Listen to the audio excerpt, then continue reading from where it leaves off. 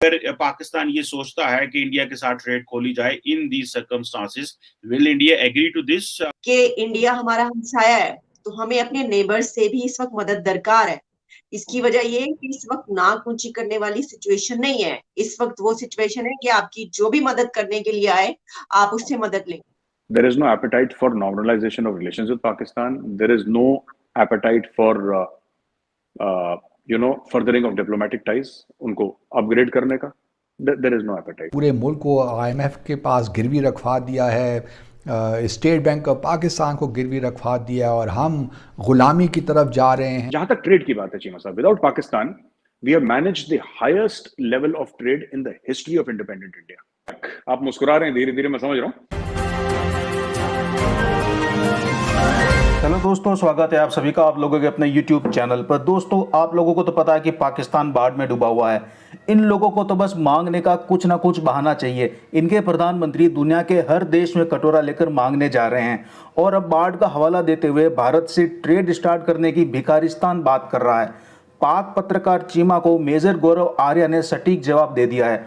आपको मेजर आर्या का जवाब कैसा लगा, कमेंट बॉक्स में जरूर लिख के बताइएगा। जय हिंद। मैं इसी को अगर एक सप्लीमेंट्री छोटा सा सवाल इसमें पूछ लूं, एक तो हो गया नॉर्थ साउथ कॉरिडोर, एक तो इंडिया को एक्सेस चाहिए भाई, अफगानिस्तान, ईरान, सेंट्रल एशिया आ गई, यूरोप, टर्की, वो सारा। एक है पाकिस्तान के साथ एक हालात नॉर्मलाइज करना, जैसे आपने चाइना के साथ किए हुए हैं कि भाई ट्रेड 125 अरब डॉलर की होगी, मसले वहीं खड़े हुए, ठीक है जी, मसले नहीं हल हो रहे, आपके फौजी भी बैठे, सारे बैठे, मसला नहीं हल हो रहा, कारोबार हो रहा है। ऐसी कोई एपेटाइट है इंडिया के अंदर फॉरगेटिंग कीपिंग दिस जो ट्रांसनेशनल ट्रांसपोर्टेशन कॉरिडोर या इस ट्रांसनेशनल ट्रेड को साइड पे करके, ऐसी कोई एपेटाइट है? चीमा साहब, एक मैं बात बोल दूं, अगेन थोड़ी सी कंट्रोवर्शियल बात है लेकिन कह देनी चाहिए। चीन के साथ ना दुश्मनी है, चीन के साथ नफरत नहीं है।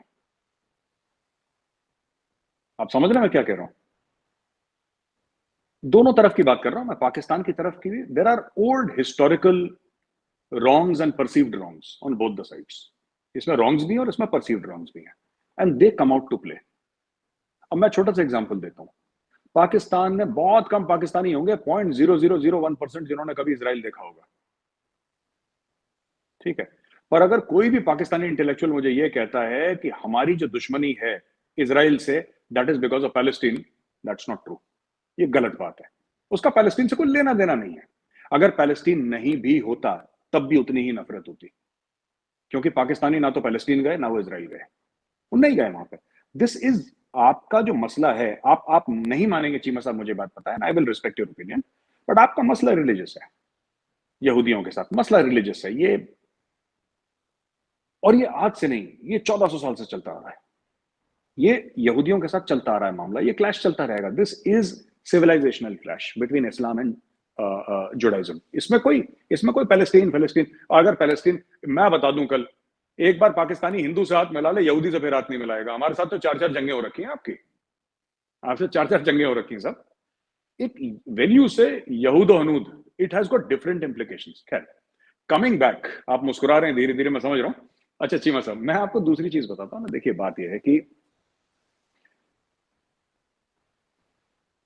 एक तो वो बात है जो आपने बोला कि पाकिस्तान कमजोर है, तो पाकिस्तान को, या पाकिस्तान में पॉलिटिकल अनसर्टेनिटी है, तो पाकिस्तान को क्यों स्पेस देना, राइट? दूसरी ये चीज है कि एक जमाने में इंडिया में थिंकिंग थी, यहां के जनरल्स में, यहां के फॉरेन ऑफिस में, कि a stable Pakistan is in India's interest. ये मैंने भी पढ़ा था फौज में, ये कहानी मैंने भी सुनी थी, और मैंने बाद में फौज छोड़ने के बाद मैंने start, a stable Pakistan is in India's interest. Don't do anything that damages the stability of Pakistan because it is in our interest.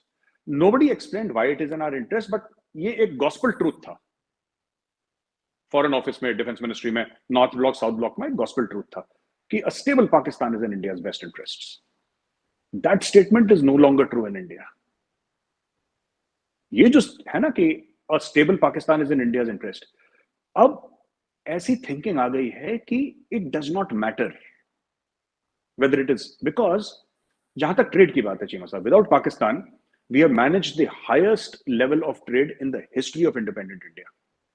75 साल में सबसे ज्यादा हमने ट्रेड, उसमें पाकिस्तान का मुश्किल से कुछ करोड़ रुपए की दवाइयां होंगी या कुछ जहांगीर तरीन साहब की मिलों की कुछ मशीन होंगी जो जाती, बाकी तो कुछ था नहीं उसमें, थोड़ी मोड़ी दवाइयां थी, you know this drugs and all that, बस उसके अलावा तो कुछ था नहीं। लेकिन ये चीज है चीमा साहब, इसके ऊपर कभी और हम लोग पूरी बहस कर सकते हैं, डिबेट कर सकते हैं, लेकिन fact of the matter is कि अब काफी लोगों को ये लग रहा है इंडिया में, and people in positions of responsibility and power serving, that may be does not matter, may be does not matter कि पाकिस्तान स्टेबल हो अनस्टेबल हो, ज्यादा कोई फर्क नहीं पड़ता। बिकॉज एक्चुअली क्या हुआ है कि इंडिया हैज, मैं आपको सही बात बताता हूँ चीमा साहब, India has somewhere run out of patience. जैसे कि बोला ना कि पाकिस्तान राहदारी नहीं देगा अफगानिस्तान के लिए, है ना, पाकिस्तान राहदारी नहीं देगा अफगानिस्तान के लिए, सेंट्रल एशिया के लिए, तो इंडिया ने थोड़ा सा महंगा, थोड़ा सा और समय लेने वाला एक रास्ता बना लिया, एक रास्ता बना लिया।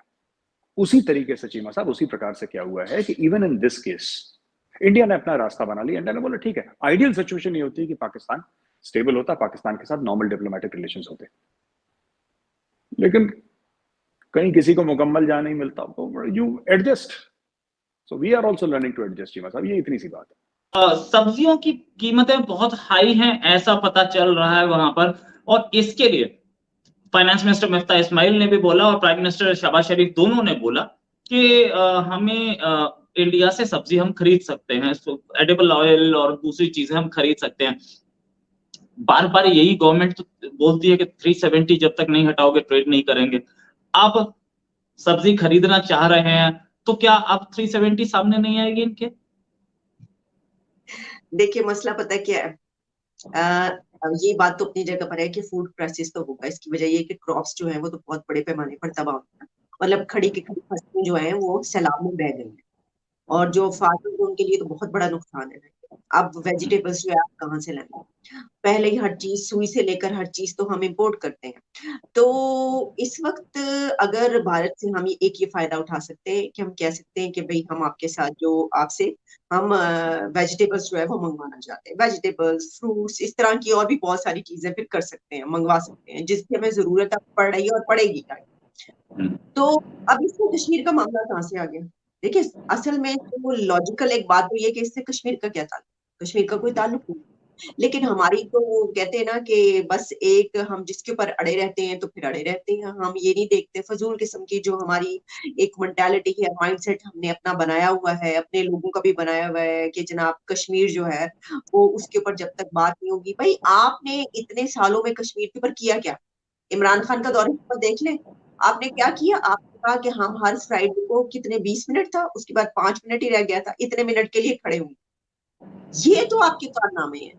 और अब जब ऐसा मौका कोई आता है, वैसे आप कुछ नहीं कर पाते, ठीक है, साल हर साल एक कमेटी बनती रहती है, मीटिंग्स होती रहती हैं, खाने खाबे उड़ाए जाते हैं, 60 लाख 60 लाख का बजट है और कुछ नहीं करते बस इसके अलावा। लेकिन जब कोई ऐसी बात आती है जहां पे आम लोगों को फायदा हो रहा, देखिए इमरान खान ने कहा हम 5 मिनट के लिए, 10 मिनट के लिए, 20 मिनट के लिए खड़े रहेंगे, इससे आम लोगों को क्या फायदा था? जबकि अगर आप ट्रेड वो स्टार्ट कर लेते हैं तो इससे आम लोगों को फायदा था। अगर भारत और पाकिस्तान के बीच ट्रेड होगी, किसको फायदा होगा? हुक्मरानों को नहीं होगा, यानी रूलर्स को, इससे फायदा होता है आम लोगों को। आम इस तरीके से कि जब हम फ्रूट्स और वेजिटेबल्स और ये सब चीजें, प्याज टमाटर, ये हम इधर से मंगवा लेते हैं तो सस्ता पड़ता है और ये की अवेलेबिलिटी भी होती है। लेकिन हम ये तो करते ही नहीं ना है कि जिससे आवाम को फायदा हो, ये नहीं हम देखेंगे आवाम को फायदा, हम ये देखेंगे कि एलिट को किससे फायदा है, वो काम करेंगे। तो वो तो फिर आप इसको साल साल लगे रहे, आप अगले 100 साल लगे रहे कश्मीर को लेके बैठे रहे, फिर आप कभी भी ताल्लुकात किसी से बेहतर ना करें। फिर तो यही हो सकता है। मैं तो भाई साफ बात है, इस वक्त लोगों को जरूरत है, आप लोगों की जरूरत की बात करें, बाकी मसाइल को आप एक तरफ रखें।